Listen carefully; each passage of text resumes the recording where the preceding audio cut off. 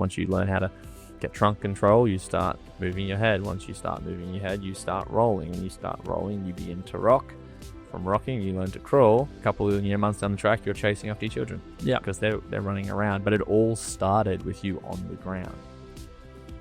Welcome back to the Restore to Explore podcast. My name is Mac, and here at the Foot Collective, we believe that restoring natural foot function starts from the ground up. Our childhood development starts on the ground.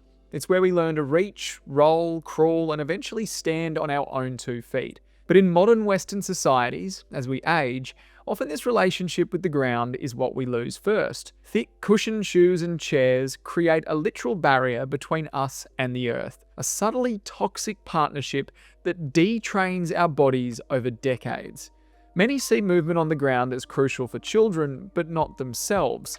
But what if we never stopped getting up, getting down, and moving all around down there? In a world where falls are so prevalent in our aging population, perhaps we might find more stability, confidence, and even connection just by forcing ourselves to interact more consciously with the surface beneath us.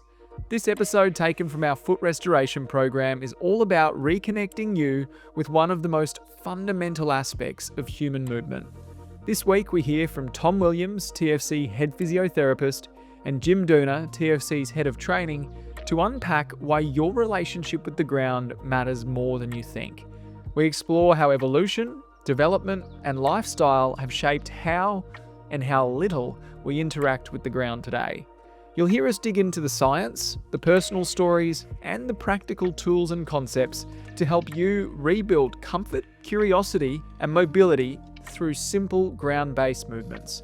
Whether you're new to natural movement or deep in your practice, this conversation will leave you inspired to re-engage with the most ancient and primal training arena, the ground. Let's get into it. And before we go, we did want to let you in on one last little secret too. Do you want to know one of the most powerful things that you can do for your foot health today? It's changing your shoes. We are probably preaching to the converted.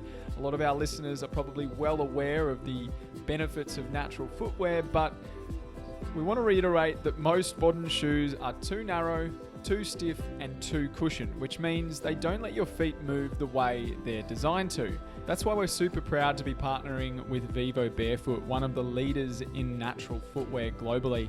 Vivo Barefoot makes footwear that's foot-shaped, flat, flexible, and thin enough for your feet to feel the ground beneath them. And here at TFC, we believe that's exactly what your feet need to function naturally.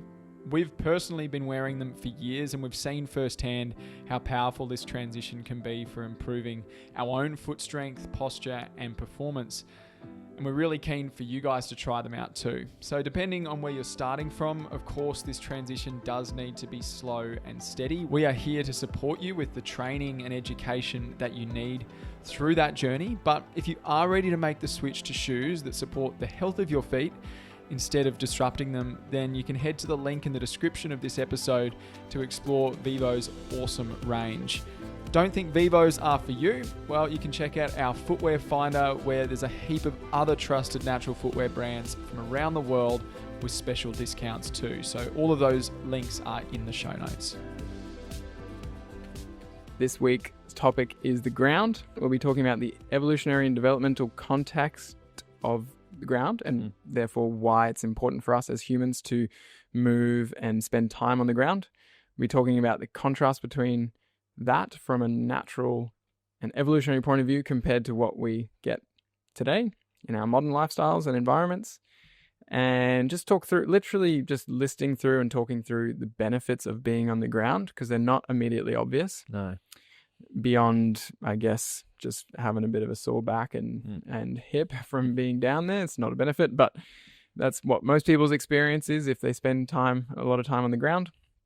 And tips and recommendations for the training this week and how to approach your ground training and sort of ground living practice as a whole. So we're really going to look at, like, again, said simply, the evolution of the ground and like the way that you interact with the ground as a child, as a baby. So really looking through your development. And I think it's worth to touch on like the evolution through human history with it, like their interaction with the ground from being a baby, but also just as they would have been through adults versus, again, what we do now.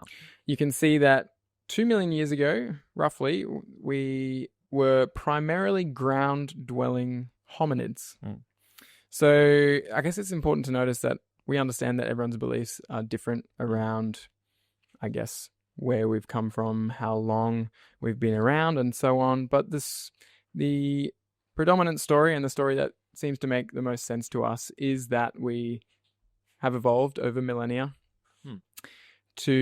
from tree-dwelling apes to essentially ground-dwelling apes or hominids, and towards modern humans. So with that story comes the absolute vast majority of our time evolving in nature, spent interacting with the ground and spending time moving and resting on the ground. Which, I mean, 2 million years ago is a long time. That's a long time. Very long time. And I will just point out the graphic in the manual is not to scale. Yeah. We just wouldn't be able to fit the modern seating, present day sort of section in there if it was to scale. But I mean, no matter how it's a tiny fraction of our history on this earth. If you take what we know for, say, humans as currently constructed Homo sapiens, like, let's guess that for maybe the last 2,000 to 3,000 years, seats have been pretty common, maybe. Like, they've been around, but in terms of common for most people to be in, no. But even if you took that as a number relative to 250,000 years or so, like 2 million years, but I mean, like, even humans as we are, even modern humans, like that's still a very small portion of time relative to that, let alone the 2 million. And the portion of time that chairs have been widely distributed across society is way smaller. Yeah. And this actually follows an interesting parallel to shoes, where it's like, yes, they were around in basic forms, and then they became tied to status. Same thing happened with chairs. The nobles would sit in chairs and thrones and so on, and they'd get carried around. And it was a sign of status and wealth if you could afford a chair, if you could even frankly spend time in a chair as opposed to being out working and so on. So that's a very quick overview of the history there, but it's very recently that so many humans have had basically unlimited access and time to spend in a chair in a seated position. Yes. And we would like to emphasize that chairs are not the devil. They're not inherently bad. It's really just the dosage. The sheer amount of time we spend in the chair means that we're not moving in other ways. Which is what we talked about with, like, the squat podcast about going from, say, standing into sitting on the bed or sitting on a chair or sitting on the toilet. Like, that's only so much of a movement relative to you squatting to the ground. You sitting in the chair is the same concept. Like, you sitting in a chair versus you sitting in the numerous squats options that we talked about last week. Like, there's so many options for your sitting that if you're just sitting in one position in the chair, which is, knees down, 90 degrees, hips at 90, you're sitting in the chair, and eventually you might slump, but, like, it's the same position. That's not a lot of nutrition for sitting. No. Whereas if you are on the ground, you get all of this. First of all, you have to adopt ranges of motion through your hips and knees and ankles and feet if you're exploring a variety of ground resting positions that you simply will not get into on a chair, or you have to really work very hard to do. On a chair, really? On a couch, you can't? I guess it's possible. Yeah, but on a chair, like a standard chair, like an office chair as well with wheels, you're not touching a lot of it. Yeah. So point being, the chair sitting position is not an issue, but it needs to be within the context of adopting multiple different resting positions. And the ground facilitates those by giving you stimulus, essentially, or an encouragement to move. Because if you adopt a ground resting position, and this is the case for anyone, even us who are used to being on the ground, eventually after 3 to 10 minutes, depending on the position, it's going to get uncomfortable, and we're going to want to shift our body a little bit to change movement. We might change our position, or we might just change the way our weight is distributed.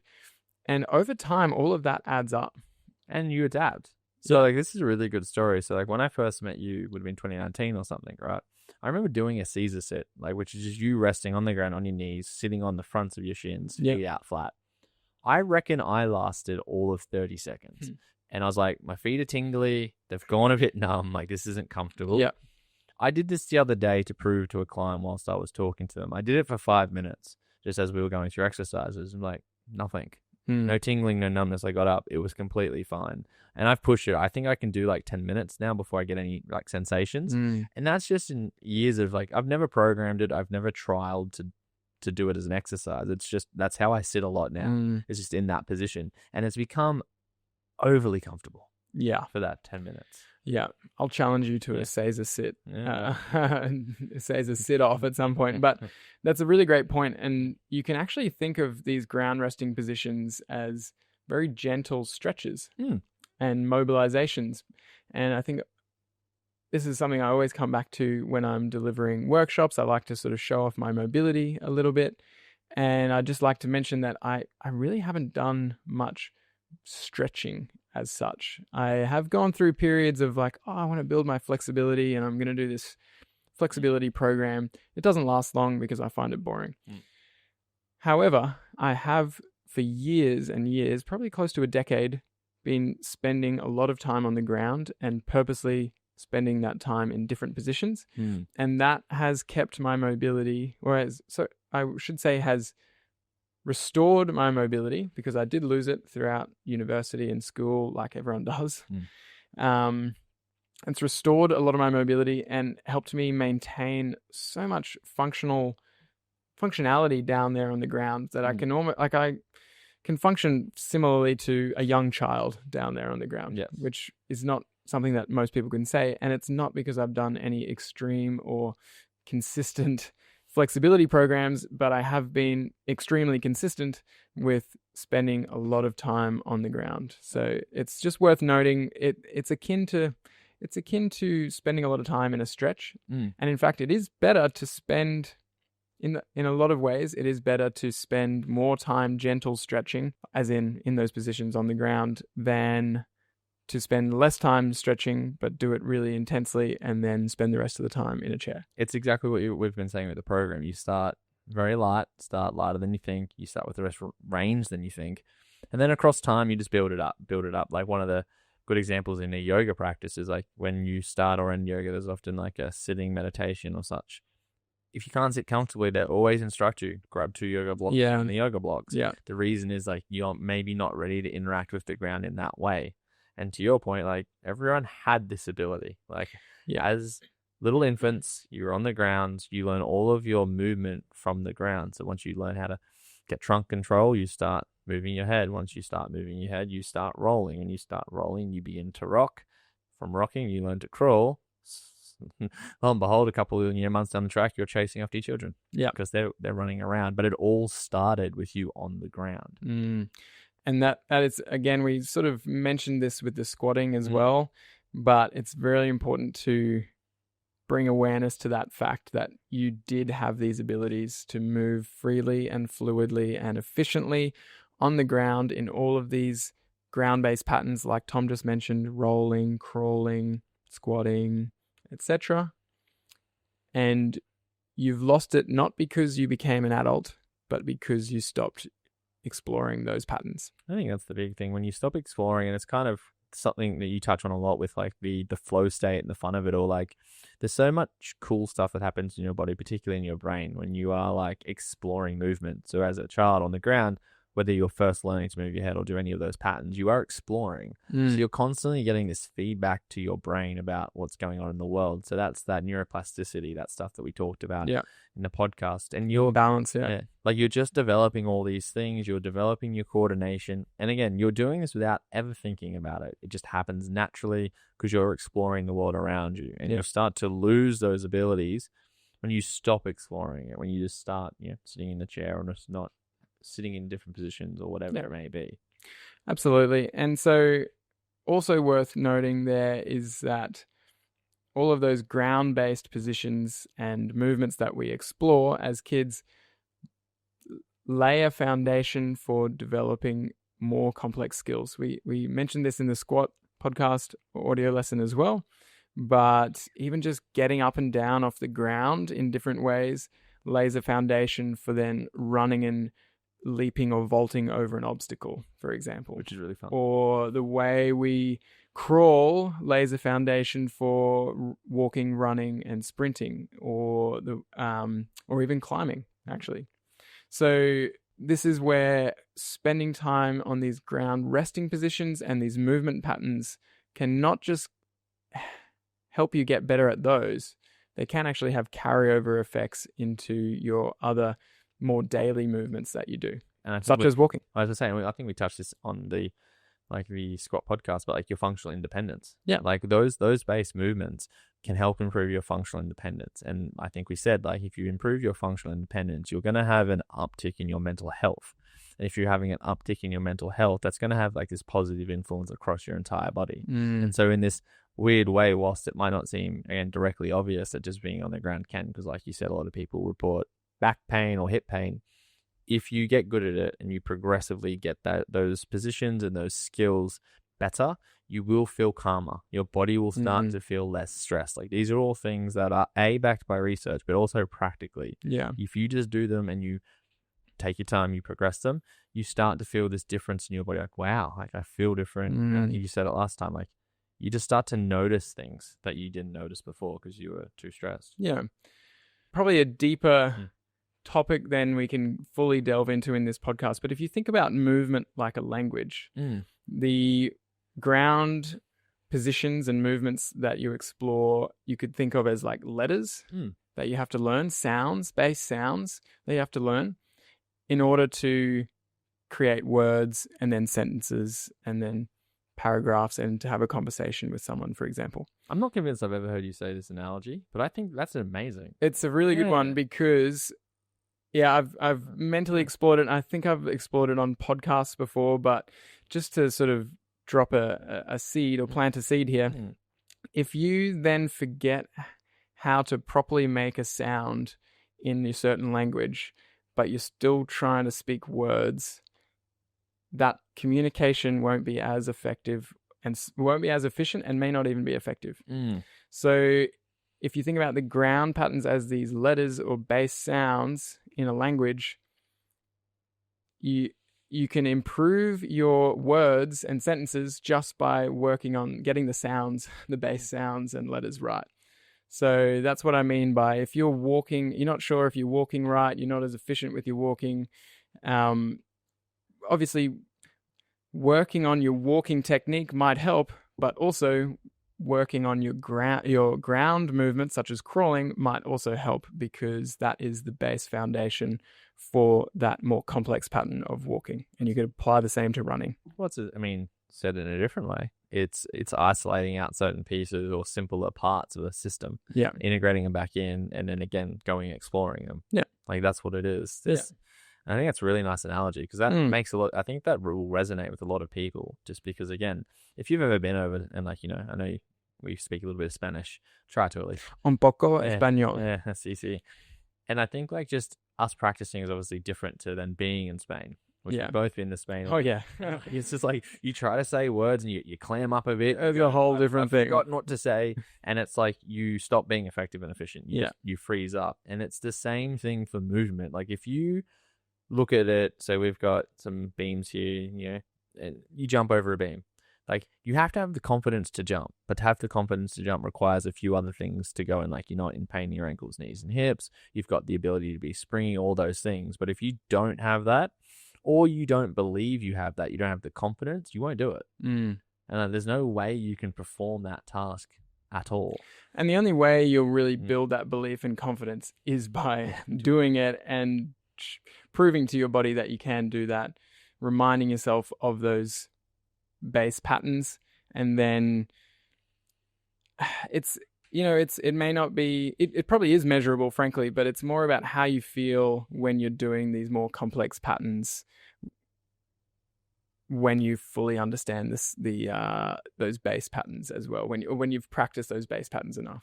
It's like if a couple of phrases I purposely learnt before going to Spain was lo siento, no hablo español, Mm. or hablo un poco, solo un poco español, which is, I'm sorry, I only speak a little bit of Yeah. Spanish. Yeah.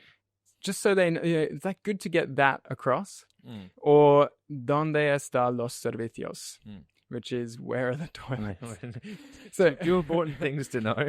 And you get the idea. It's like I practice those small sentences to be quite good, quite repeatable for me, so that I didn't clam up or didn't sort of freak out when I was trying to speak to a native. And that would help me get across the fact that, whatever I needed to get across in that moment. As simple as like, learning how to say hola.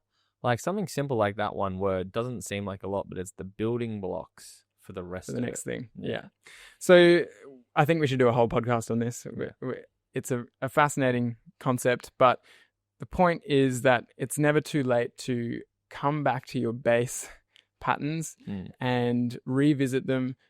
Make sure that you're confident with them, which frankly you probably aren't because you haven't practiced. It's the same with language. If you don't practice for a decade, you will absolutely forget how to do it well.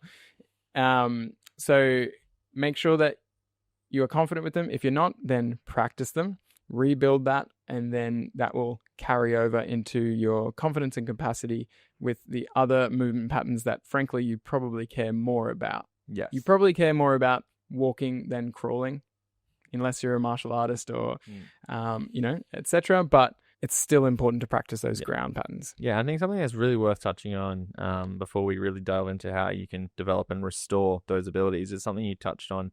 Like, it's hard to measure some of that, but there is something that we do often reference for like measurement with your relationship with the ground, which I know is one of your go-through tests. Yeah. And we do it at all our workshops. Yes. Yeah. It's everywhere. So it's called the sit and rise test. So tell us about it. Yeah. So the sit and rise test was developed to check in with someone's, a very simple, basic check-in with someone's relationship with the ground, and was actually studied in relation to how that affects that person's what's called all-cause mortality. So risk of dying from anything. Yeah. So that sounds a bit crazy, but there was a link. So the worse you did on a sit and rise test, which is really just getting up and down from the ground without your hands, the worse you performed, the more likely you were to die from any cause over the next 5 years.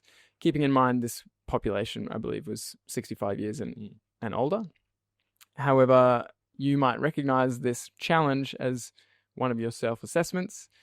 They did it in a very specific way. We're mostly interested in, can you do it without your arms? Mm-hmm. If you need your arms for support, in what way do you do that? How many arms?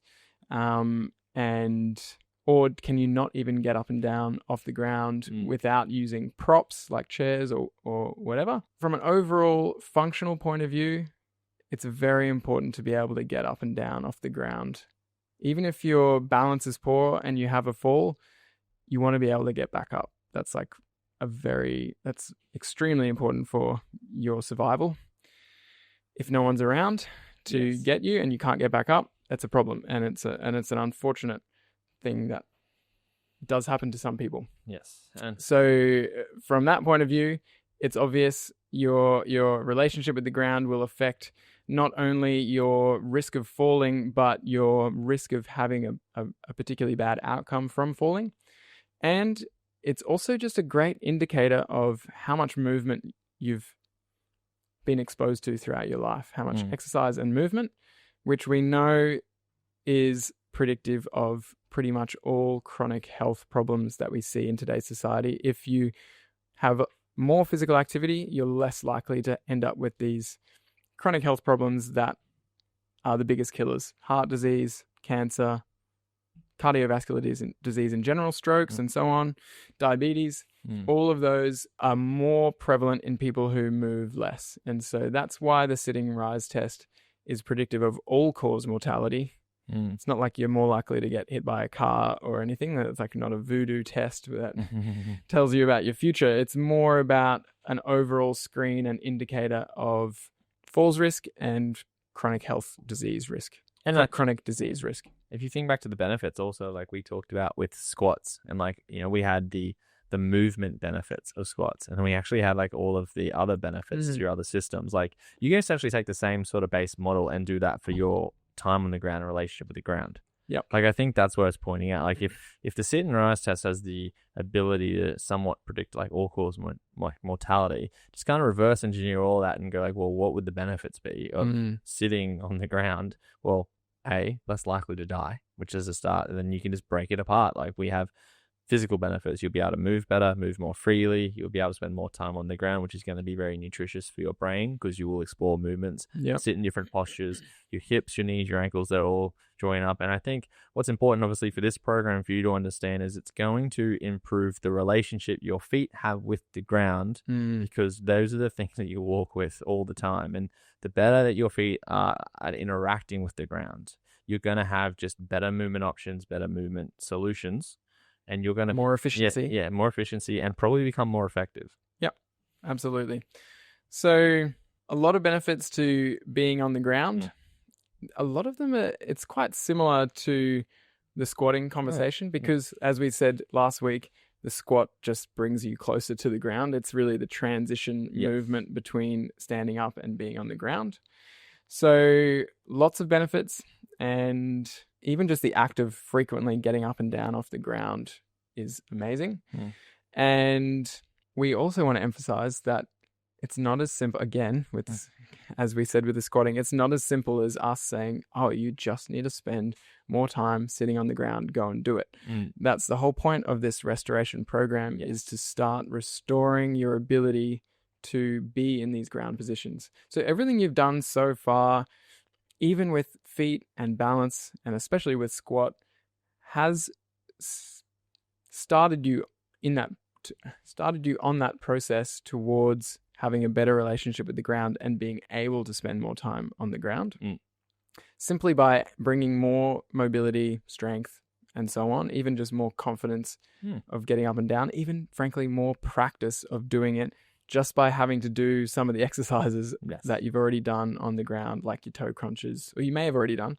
You may not have, but most people will have found that they've been getting up and down off the ground more frequently than they usually do, simply from the act of going through this program so far.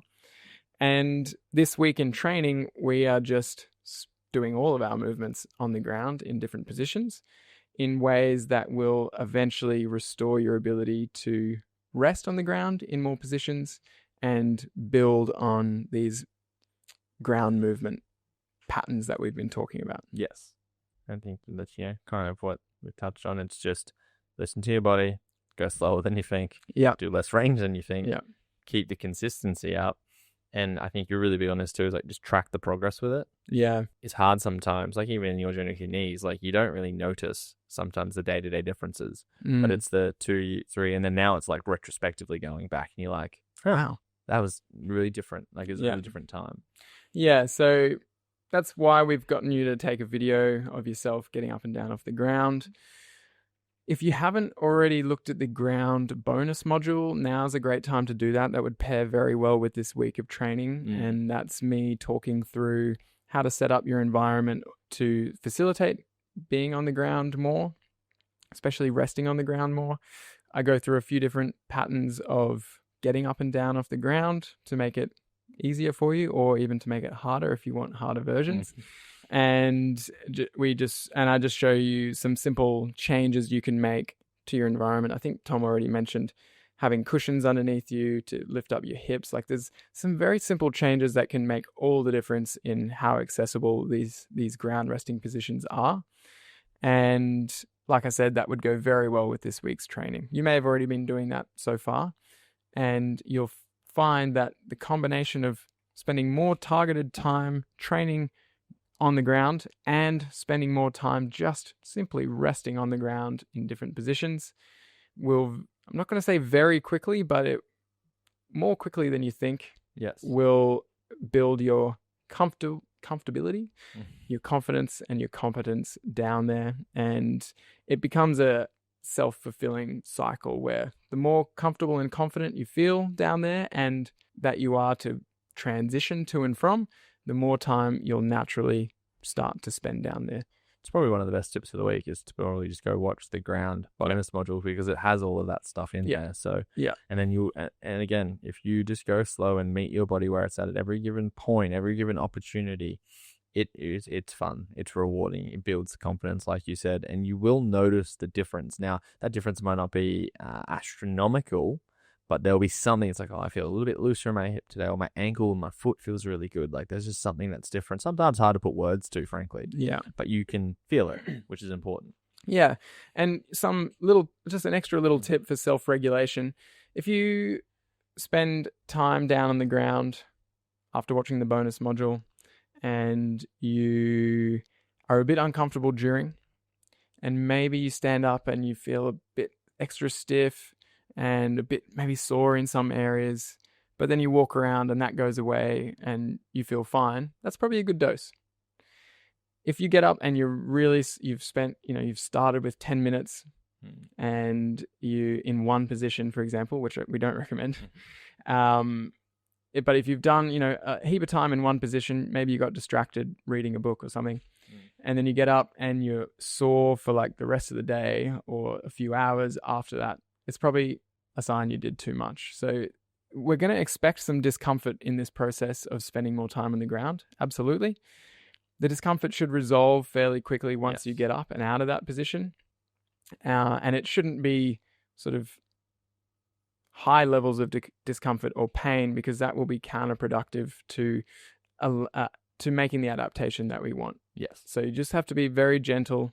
I know we hammer this point home so much, but do a bit less than you think in terms of time and in terms of range of motion, and build that up gradually over this week and more especially over the rest of the program. I think for the ground, just to really put a cap in it, we've both had to do that. Like we weren't on the ground comfortable at the start. We used to talk, even when we did some early podcasts, like a bit uncomfortable on the ground. We'd get off and be like, "Ooh, oh yeah, that's a bit long." And like, again, we've both done it and been through it. And like, as time's gone on, like you just keep getting better and better. Like your progress will be different to the next person's progress because you've got your own injury history and movement history, the way your body moves, like genetically, there's heaps of differences. So don't necessarily compare yourself to someone else. Like just compare yourself to, the old age of who you were yesterday, the day before that, because that's where you'll see those big differences. Yeah.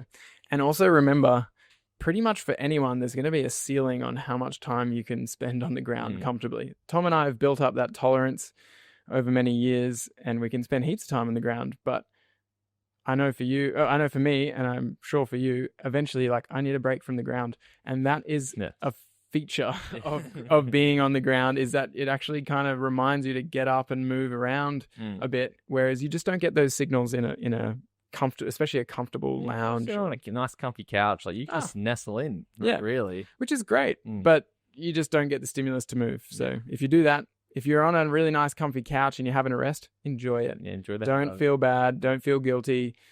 I think that's good for you too, and I do that sometimes as well. However, try to find a prompt or a timer or some kind of reminder to get up and move, because that's what the ground would give you. And it could be a prompt or reminder to go from the lounge to the ground and then get up. Yes. So plenty of stuff to keep you busy there. Don't get overwhelmed with it. Anything more than you're currently doing, even if that's 1 minute more per day, is a win. Yes. So remember, it's all about those little wins stacking up over time. And we'll wrap it up there. Yeah. Well, ciao for now. Thanks for listening. Ciao for now. And we'll see you next week. Exciting. Yes. Thanks for joining us on the Restore to Explore podcast. If you enjoyed this episode and want to hear more, the best way you can support us is by leaving a review and subscribing wherever you are catching this episode. If you want more free TFC training and education, are after some of our training tools, some natural footwear discounts, or want more specialized guidance from a trusted TFC health professional, then thefootcollective.com is the place to go. You'll find all of the helpful links in the show notes.